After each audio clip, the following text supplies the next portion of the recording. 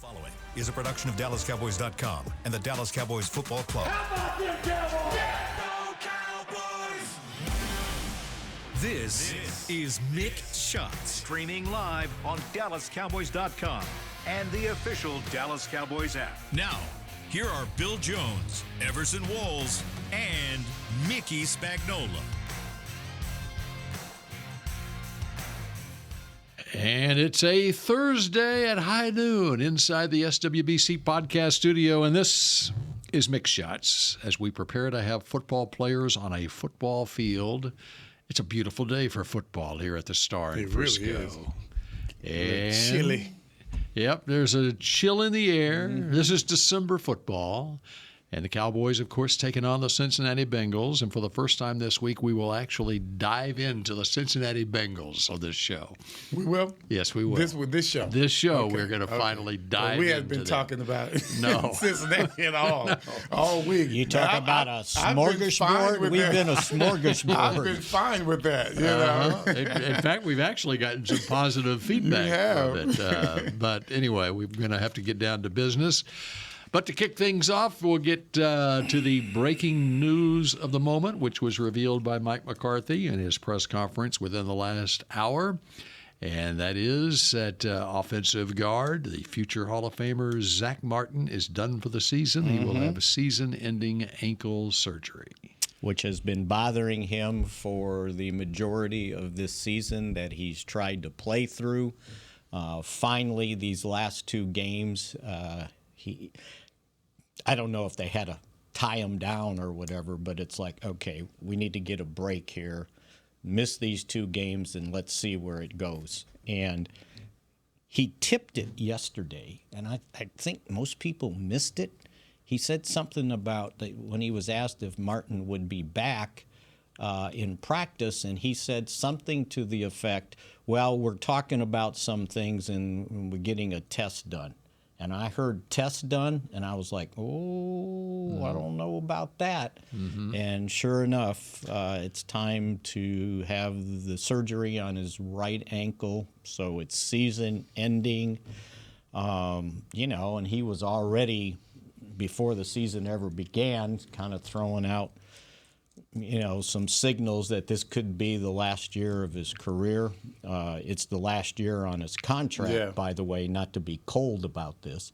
That was going to be my question. Mike, is this going to be it, not just for the season, but for his entire career? And Mike pointed out that he expected Martin to be in the locker room today to do his usual weekly interview.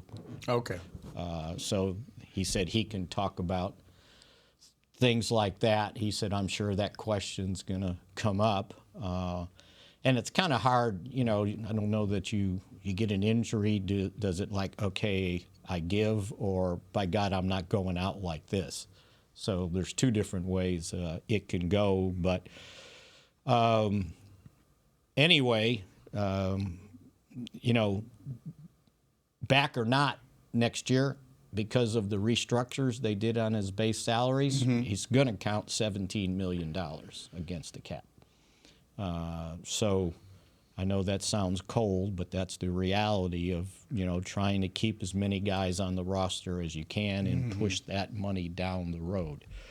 So we'll see what he has to say. I think the locker room opens around 1:50, maybe, something like that today.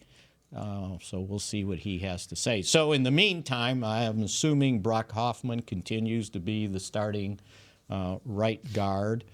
And on the walk-off, I was running out of time because I needed to go down and do my fan report, and no one had asked about the status of Guyton because he did not participate in the walkthrough yesterday. And so I was like, I got to go. Somebody's got to, okay, Mike, what about Guyton's status for practice today? He'll be with the rehab group. So now you're looking at your right guard, Pro Bowl, future Hall of Famer out, and your first-round draft choice left tackle is probably going to, at this point, questionable at best. which means Edoga continues to have to step in with Awesome Richards already out on injured reserve. And then that means Matt Waletzko's your backup swing tackle if Guyton can't go. So just when you think you got something going, winning 2 games in a row, and then the injury bug continues to spread. Not just on the offensive side, but we talked about yesterday. Diggs was at least able to be out there, and it was like a walkthrough practice in helmets. It occurred after we did our show. So he's missed the last 2 games, but he was running around. I saw the stuff that we're doing. So that looked better. But they figured he'd be limited today. And then CD did not participate, nor did Cooks yesterday in the walkthrough. And Cooks is going to be with the rehab group, and CD's going to be limited. So with Cooks, the same problem with the knee? Yeah, I think after playing, they probably are going, and it had been, well, usually, so today's practice is going to be like the normal Wednesday practice, where they rested veterans to make sure they didn't overdo it. So I think from that standpoint, tomorrow will be the padded practice, which will be more telling maybe going forward who can go and who can't. But when you look at it, I mean, they played Thursday.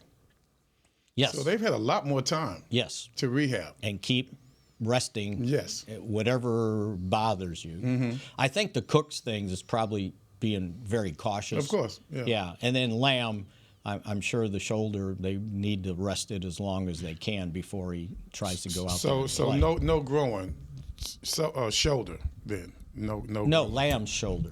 I'm talking CD. Trayvon. I'm so sorry. Talking Trayvon. His was a groin, calf, something like that. It was a groin, yeah. Okay. I'm glad you could say groin, because the last guy I did this show with brought us could not say groin. He would say garland. No, it's groin. It was like he could not say groin. It must be he must have a thing. I don't know. I don't know. His groin every time there was one, I'd say, so Brian, what's the injury so-and-so has? So that kind of gives you... I don't know if that's Debbie Downer update, but that's where that's where we are. That's where it is, and that's where they've been all season long. That's right. So what's different? Yeah. We were hoping that after Thanksgiving, have this 10 days, that everyone would be shoring up, but we lost 2 guys. Well, it's like yesterday. I gave you the guys that came back and the guys that were still out. Right.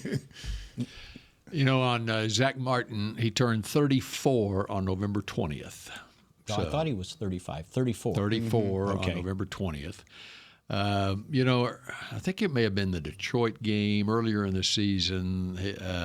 He whiffed on a guy, and they showed the replay of it. And I remember saying at the time that he's dealing with something. Right. You don't, when you're a 9-time Pro Bowler, that doesn't happen unless you're dealing with an injury. Usually when performance goes down, there's an injury reason for it with a player of that And it has to go all the way down, because if you're good enough, then mentally you can stave off, some of the plays like that. Yep. But if you're mentally strong, but I think he was at his wit's end. That was our first clue that it's going to be doubtful that this guy's going to be able to make it through the entire season if he's dealing. Well, think about it. It's your right ankle. So and your right guard. And your right guard. So what's your first move in pass blocking? Probably your right foot's got to go down in the ground, and and you're pushing off. I can't wait for Nate and Frisco to chime in. That's on right. That. Yes. And it was pointed out that there were times where you can see that right foot was coming up off the ground because he couldn't put enough pressure on it. That's a shame. That one hurts. And Zack Martin is the Cowboys nominee for the Walter Payton NFL Man of the Year Award. Correct. Every team has a nominee, and Zack Martin is this team's this year. And he's been pretty involved, and Heck, if he's, I know it's kind of a community type thing, man of the year, but he's also the man of the year in that locker room too. And I think Mike McCarthy said it best. He goes, the offensive line room is an illustration of his leadership, because they feel like that's a really good room, how they brought along young guys. And it's him, right? Think about it. When they run out for the game now, with Tyron Smith not here, the first guy coming out through the line is Zack Martin. The first guy that comes out usually when they do anything as an offensive line, it's Zack Martin. Now, I guess the medal goes to Terrence Steele, is going to be the most experienced guy out there. Yeah, he would be. Yep. How many years are we talking? He came in 2000? 5, maybe? Is this 5 for him? Fifth year for him? I think it's 5th year. Yeah. And then by the Tyler way, Smith. right. And by the way, speaking of Tyron Smith, he just got put on injured reserve by the New York Jets, too. Okay. So and here's the interesting thing when you look at Tyron Smith and Zack Martin. Tyron came in as a first-round draft pick in 2011. Zack Martin came in as a first-round draft pick in 2014. Right now, Guess who's older? as we speak right now, they are both 34 years old. Even though there's a 3-year difference of when they came into the league, Tyron turns 35 December 12th. Okay. So he is basically 11 months older than Zack Martin, but there's a 3-year difference in when they came into the league, because Tyron came in first. Tyron came in the league at the age of 20. Damn. My goodness. I take that back. Okay. No, yeah, you're going to correct me on it. You went looking. Tyron will turn 34. Zach is actually older than Tyron. Yes. Even though Zach came out after Tyron. Yes, by 3 years. Wow. Yes. And Tyron will turn 34 on December 12th. He was a stud when he was young. That's exactly right. Speaking of Tyron. So 2011 draft, Tyron Smith, December birthday he was 20 years. He didn't turn 21 until December of his rookie season. What's the date? December 12th. December 12th. Yeah. Okay. Yeah. Well, and so it was Tyron, 3rd year. He was in college for 3 years, and he was young when he went to USC. Yes, he must have been. Yeah. I think he went at 17, maybe. And then Zach was a 5-year guy at Notre Dame, and with a redshirt year. See, that's what happened. So he had a redshirt year. That's what happened. Yes. Plus played 4 years. That's like me and Eugene Lockhart. I used to tease him because he came out in '84 and we're damn near the same age. I came out in '81. I'm like, man, how many years you stay in school, bro? It wasn't college, high school. 13 years of high school. Well, so it'll be interesting, and now both, Tyron obviously has been battling injury issues for several years now. And now both have decisions to make about their future. Yep. I would imagine if the Jets were still in it and doing well, and if Aaron Rodgers' predictions would have come true, then probably Tyron would still be playing. I don't think he would have gone if he had anything to say about it on the injured reserve list. And let me check on his injury issue this year. Well, he still had that elbow braced up. He looks like the guy on the Fox pregame show that comes out with all that armor on. That's what he looked like. Okay, this latest injury for Tyron, he last played on November 10th when he injured his neck in a blowout loss to the Cardinals. So, well, at this point, you ain't messing around with a neck injury, are you? At any point, you're not messing around. Well, with I a know, neck but injury, especially after you've played this long. Yep. So there you go. So, you get a rookie at center. Second year, basically came into the league as a free agent at right guard.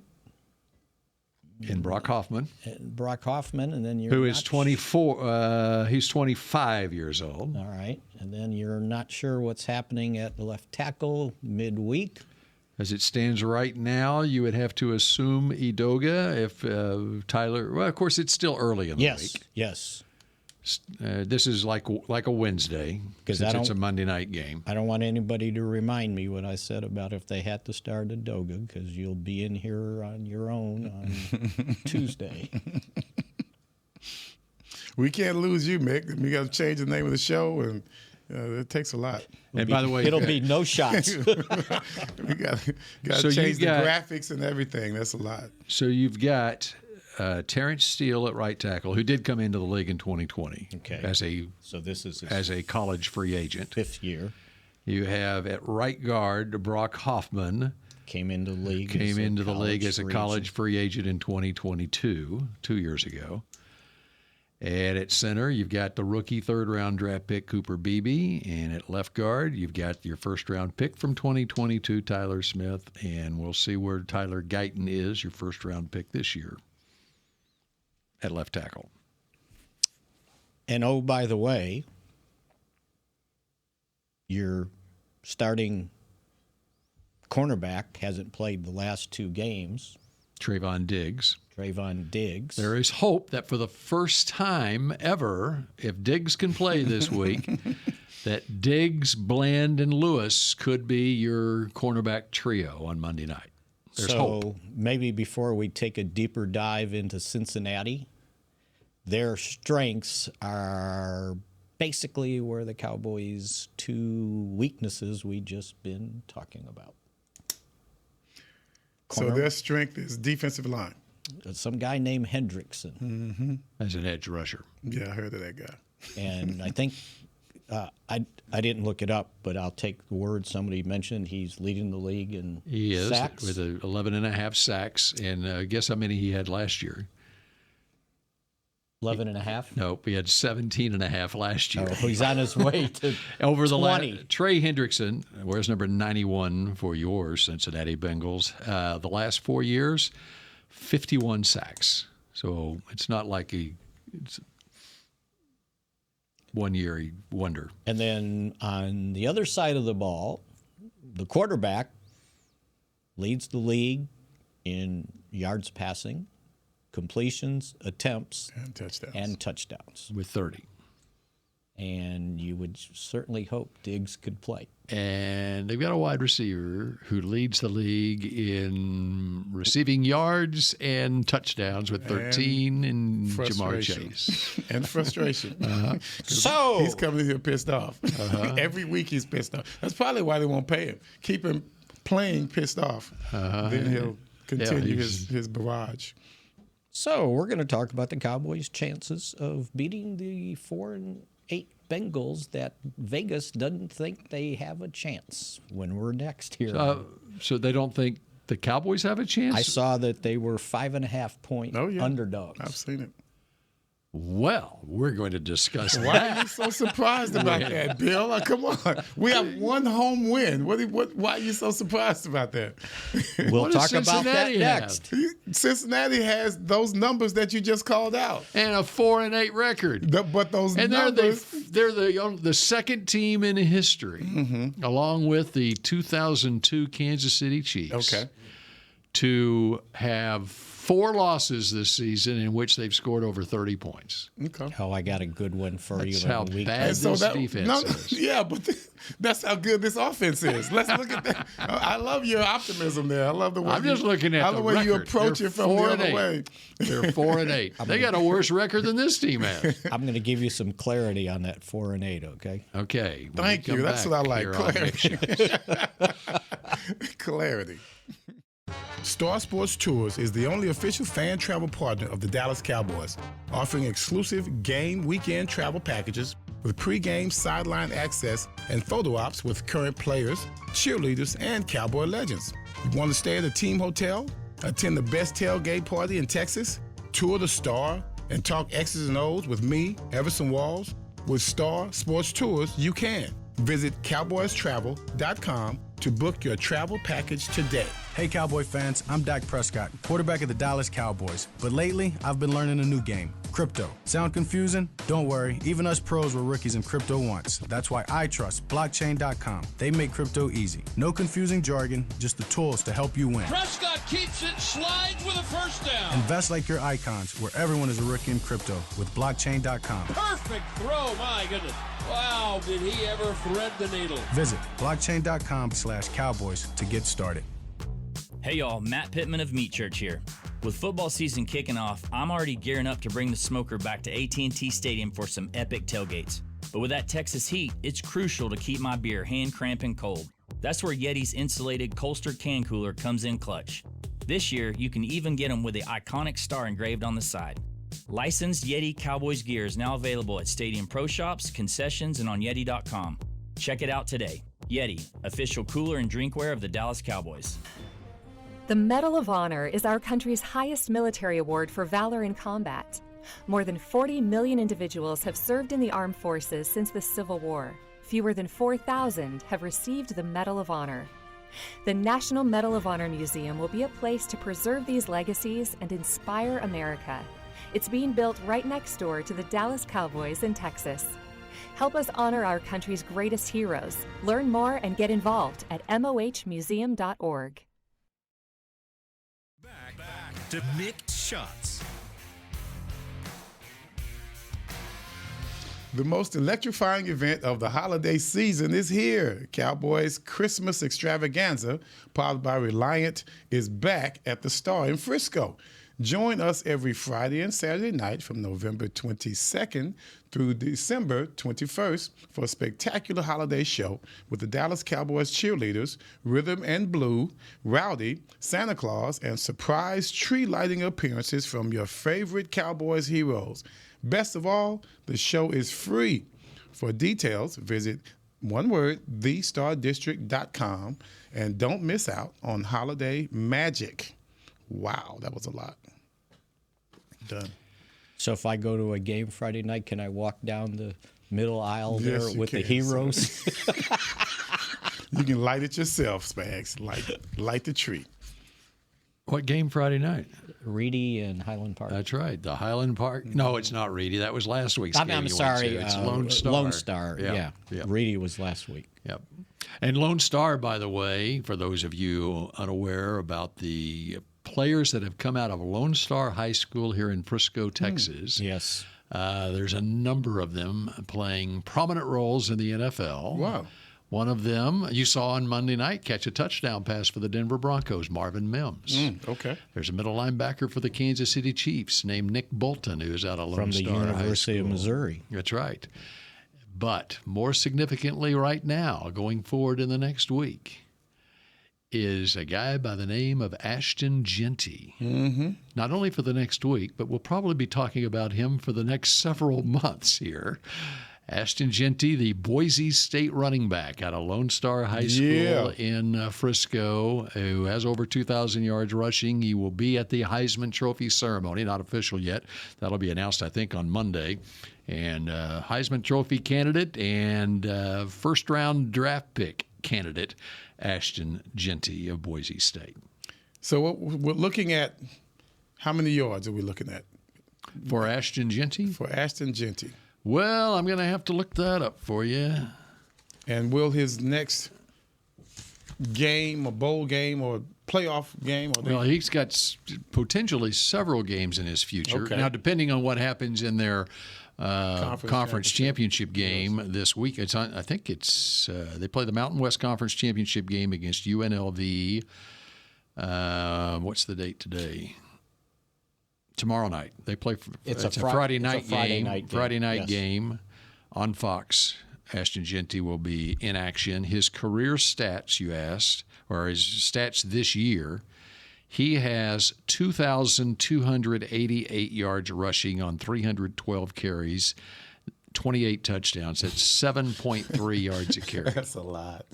That is a lot. 7.3 yards a carry.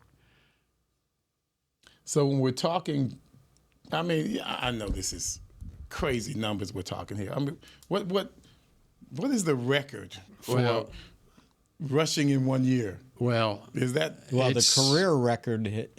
Ricky Williams. How much did he run for? That's a career. Yeah. The Oh, okay. season. Career. I'm talking just your season. season. Just season. And that's yeah. why I'm looking up Barry Sanders right now. And I believe it is Barry Sanders. And in fact, but there is a discrepancy on what gets reported on Barry Sanders' numbers that season. I'm looking it up right now. Because of number of games? Yeah, because he played in a bowl game or an end of the season. It wasn't a bowl game. It was an end of season game. They played Texas Tech in Japan. And for some reason, that did not get included on his stats in some places. The numbers didn't translate? For whatever reason. Yeah.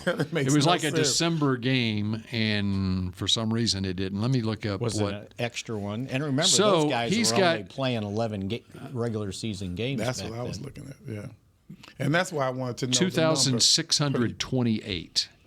All right. And According that's to what not I'm reading including- right here, I got to look that up to confirm that. Yeah. Let's just say it includes it right now. It may be more than this, actually. Sanders set 34 NCAA Division I FBS records in his college career. Still holds the following records: most rushing yards in a season, 2,628. And that would be 11 games? Did they count the bowl game? And Well, that's what I've got to figure out here. Yeah, Let me that's go all of back those and are- find Because on sometimes back Sports then they Reference. didn't count That's the bowl true. game because not everybody gets to play a 12th So game. true. And that may be the discrepancy. And now Pat everybody Jones, doesn't his get to his play. old college coach, Pat Jones, he is on top of it. And I've heard him talk about this before, that he doesn't get credit for that game against Texas Tech. Well, for some reason the Wi-Fi is not acting That's okay. correctly here. Anyway. We know the track that we're All right, so going where were you going this segment? I can't remember. We were talking about scoring a freaking lot of Cincinnati points, Bengals not offense. winning. So how about this? Not counting Cincinnati, Okay. the other 31 teams so far this year that have scored 33 points or more in a game this year, they are 53-1. The Cincinnati Bengals are 2-4, scoring 33 points or more. Okay. So think about that. Even the Cowboys are 2-0, scoring 33 points or more. So that tells you that while Joe Burrow is playing at an extremely high level, they're giving up so many points. It's like they got a 4-8 record. How do you have a 4-8 record? They have 6 losses when scoring at least 25 points. 6 of their 8 losses. And of the 8 losses, 7 are one-possession games. So no more than 8 points or less they've lost by. So if you look at this game coming up, and if you want to predict something, you would say that we cannot score enough points. Right, exactly. We need to, whatever we have in our offensive bag, we need to bring it out for this game. Someone jokingly said to me, well, if they're going to beat this team, they better score 50. And they have 3 losses, by the way, by a grand total of 5 points. So they've been right there. They just haven't closed on these games. They just haven't won. Bill was talking about Jamar Chase leading the league with 13 touchdowns.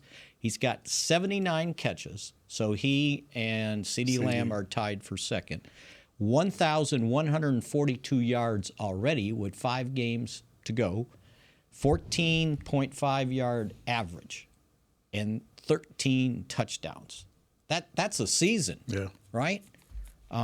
So yeah, they averaged 28 points a game. Cowboys averaged 20.6 points a game. But yeah, they've got to score and score big to be able to win, to offset what their defense isn't doing. So let's look at it from another standpoint.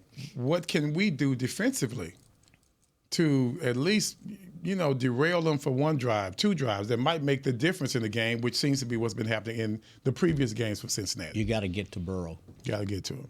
Now, he's been sacked 30 times. Which interceptions? How about this for a weird one? The Cowboys quarterbacks have been sacked 30 times. He has completed 302 passes. The Cowboys quarterbacks have completed 302 passes. But obviously his has been for more yards, yeah. significantly yeah. more yards. Mm-hmm. But again, their offense has been awfully good. But you've got to control Burrow because obviously, how is he looking on turnovers? He's got 5 interceptions. That's not bad at all. With he's attempted.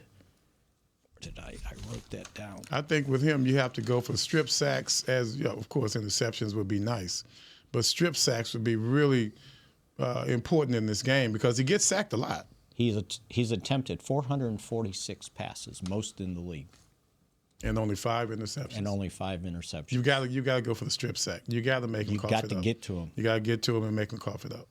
Now, I also had just noticed, and I believe it was in the Cowboys release, that in the past 4 weeks since Parsons has returned, the Cowboys have 16 sacks. Mm-hmm. So they are tied with Denver for the most sacks in this last 4 week period. And that's what I'm talking 16 about. Sacks in 4 weeks. That's where the strip sacks have to come in. Right. You know what that number would be if you extrapolated that over a 17-game season, how many sacks that would be? You got to multiply by 4. 17 times 4 is what, Mickey? One quick No, I mean, if you got 16 in 4 weeks, then you multiply that by 4 more? Right. 17 weeks in a season, yeah. 4 per week. And so that would be 68 sacks. That's the rate that they're on here the last 4 games. Right. And that's what gives me optimism. That they can continue sacking at that rate. It's so good to see Michael Parsons back. Because it just seems like, now I recognize this defense. Mm-hmm. You know, that's one of those things that, we still have our flaws, but that's why we drafted the guy. I mean, that's why we have such optimism about not just him, but when he's on the field with this defense. We kind of start believing in him again, you know? Just give me my secondary back, put Michael Parsons in there, just play solid the rest of you guys. We got a pretty good damn defense. And how they're using Overshown to get to the quarterback. Yes. Too. Overshown's got 5 sacks himself. Mm-hmm. It's a combination of those 2 guys. It's like using a couple of weapons there on defense. You want to know what their single-season record for sacks is for the Cowboys? 1985. How many think you had? Because you had a whole lot of interceptions too, right? 40. No, 55. Sacks? Yes. Or are you saying interceptions? I'm talking sacks. No, we're talking sacks. No, 62. Damn. 62. I mean, this team's got 34 sacks right now in 12 games. So interceptions, single season, just happened to be 85? 81. Oh, 81, okay. 37. Second, 85, 33. So How many in 2 years ago or whatever year it was? 2 years ago? Yeah, when Diggs got the 11? There were a bunch. While you're looking that up, how many times has Joe Burrow played here? Once. Or played the Cowboys here 2 years ago, and the Cowboys won that game. Mm-hmm. How many times did the Cowboys sack him in that game? It was 7. the second game of the year, 6. 6. And it was by the way, a quarterback matchup of Joe Burrow versus Cooper Rush, because it was the week after Dak got hurt. Yep. It was Rush's first start after Dak's injury, second game of the season, and it was a 20-17 Cowboys win. And Hendricks was in that game, right?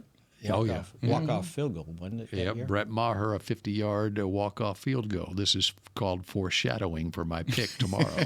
So what year did you want to know sacks? 2022? Interceptions. The interceptions in 2022? Or whatever year it was. Yeah, 2022 or 21, whatever year. When Diggs got 11. So defense, interceptions. They led the league. 2021, they had 26 interceptions. Okay. 2022, they had 16. Okay, so 26. It was the 2021 season I'm thinking of. And then But it was takeaways. They were up in the 30s. Right. Sacks. And that would be strip sacks. 54 sacks in 2022. Okay. And then that's a good amount of sacks. Yeah. That's a good amount of sacks. Yeah, that is. Yeah. What year were you asking then? 21 or 22. Where'd the sacks go? This is hard. They got to do this better. 41 sacks in 2021. Okay. 54 in 2022, and last year 46. Okay. 2022. Have you had enough numbers this segment? Yes. I'm going to give you one more. Barry Sanders. Okay. I don't understand. Why do they have his record for a single season at 2,628 when it's not that? It's 2,850. They don't include this bowl game win over Wyoming in the Holiday Bowl, which was December 30th of the 1988 season. Mm-hmm. You know, Mickey said that back then they didn't include bowl games in the records. Well, why? Well, let's update it. What are we doing? They do now. So let's go back. And in 1988, add that one because it's the most important in the history of college football.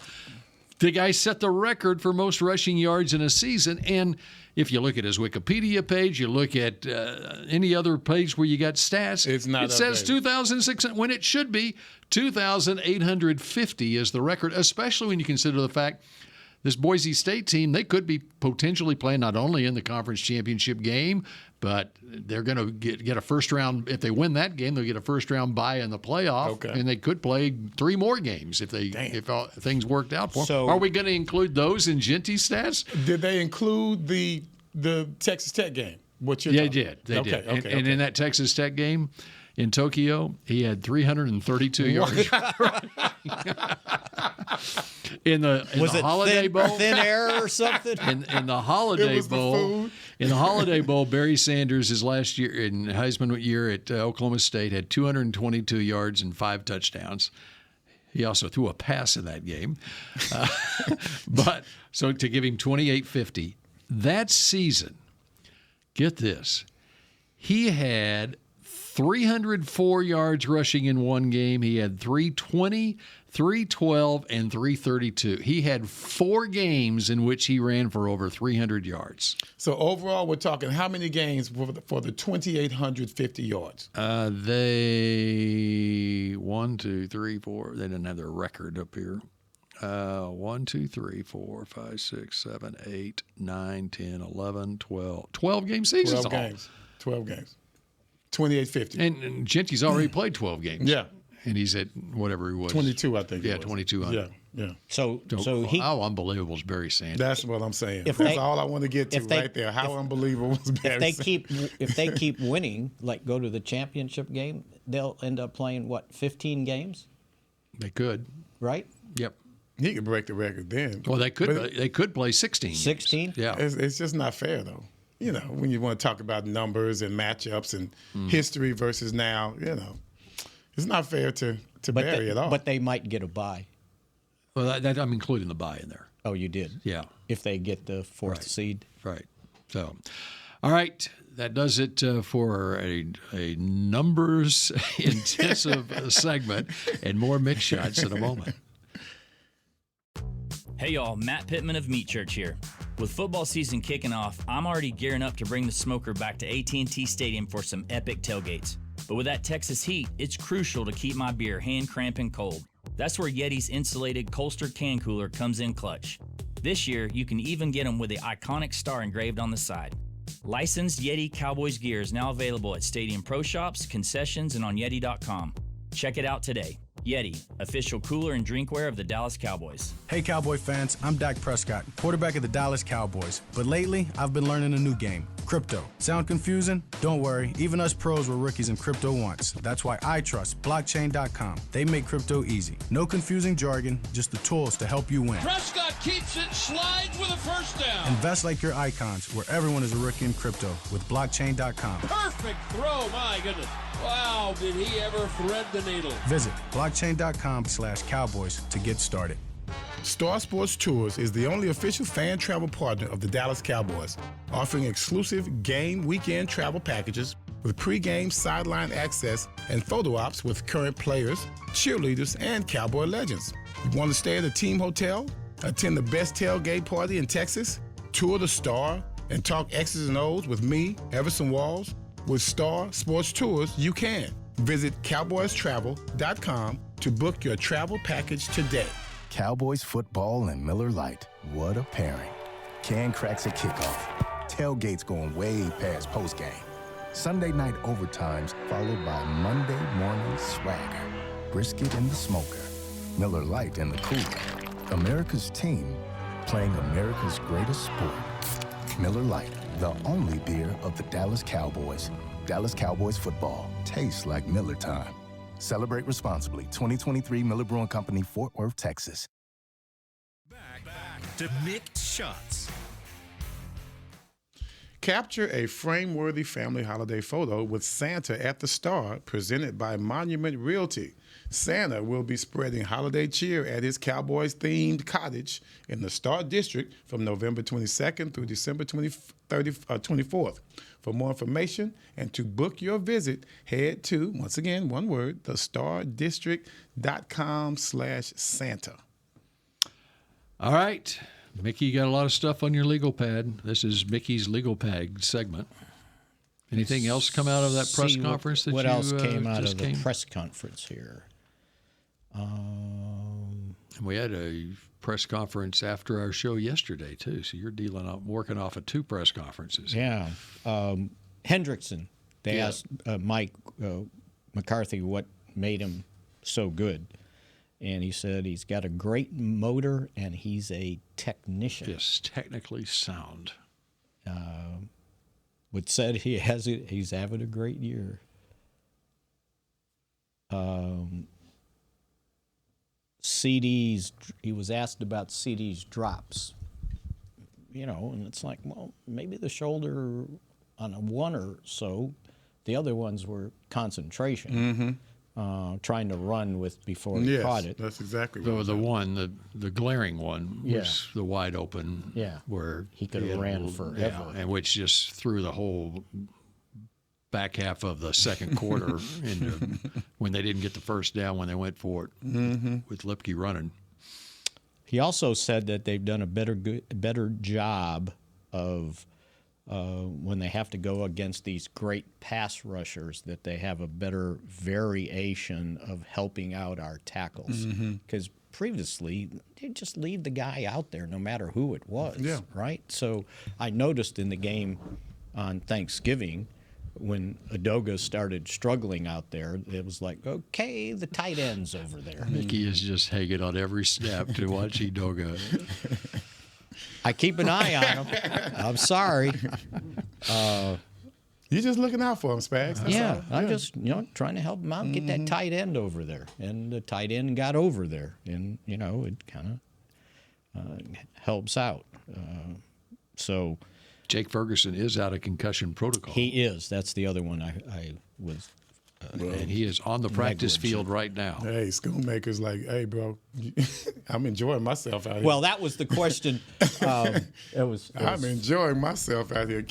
Just go ahead and rest. We'll be good out here with just me. I think it was, I can't remember, it wasn't David Moore's first question, but he asked Mike, well, with Jake Ferguson coming back and knowing what you've got with Schoonmaker, does that make your two tight end attack or formation even more, valuable? Can you do more? And he goes, gonna have to come and watch the game. That means yes.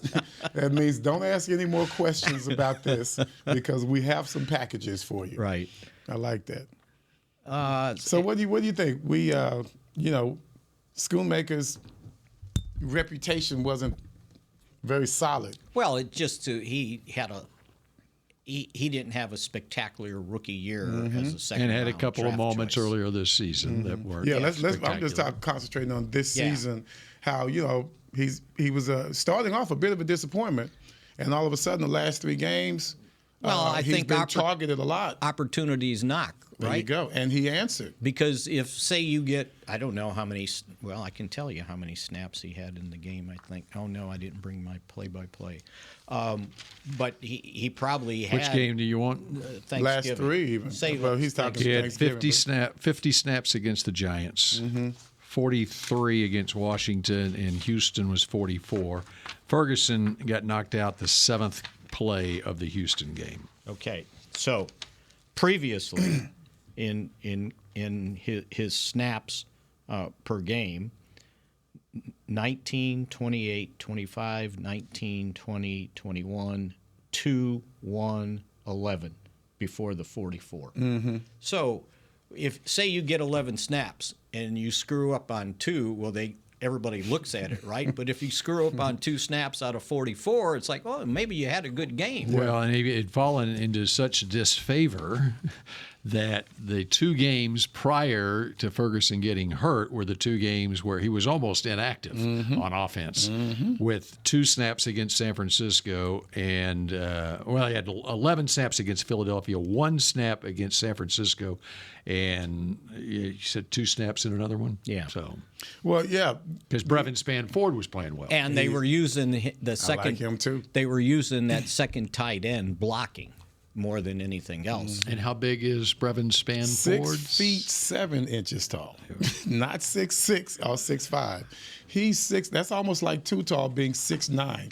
That 1 inch, it makes a big difference. You don't really find many people that cross over into that category. And a big thing over tight ends and being able to block is that reach and being able to set the edge, basically, offensively as a blocker. Be able to, those reach blocks out, and he's got 33-inch arms to go along with that. I got to say, both guys have really stepped up since Ferguson went down. Yeah. I think it has a lot to do with our success offensively and how we've been able to move the ball. It's helped us on a couple of drives. They extended they moved the chains for us and put us in some good positions to score some touchdowns. Now, the one thing on Ferguson is he has played with an athleticism that put him at a Pro Bowl It made him level. unique. It made him unique, That's right. yes. Yeah. But these guys are Which we still haven't- very solid, not They've being been as solid, athletic. but you're not going to get but hey, if you just more than what's there. You catch me, a defensive back like myself, trying to come up on somebody like Ford after he's already had the steam up. That's going to be a force to be reckoned with. Business decision time. Exactly. You know what I'm talking about. Well, I'm glad you pointed out that every inch counts. On that note, that about does it for this edition of Mick Shots. You have anything else to add? I think I'm good. That was very clever. Yeah. It was. Especially, All right. Especially from a short person, right? So, on that note, we will pass it on to the next show, and we will see you again on a Fight Song Friday here. Remember that, on Chris. Mick Shots. Go Cowboys. This has been a production of DallasCowboys.com and the Dallas Cowboys Football Club. How about this, Cowboys?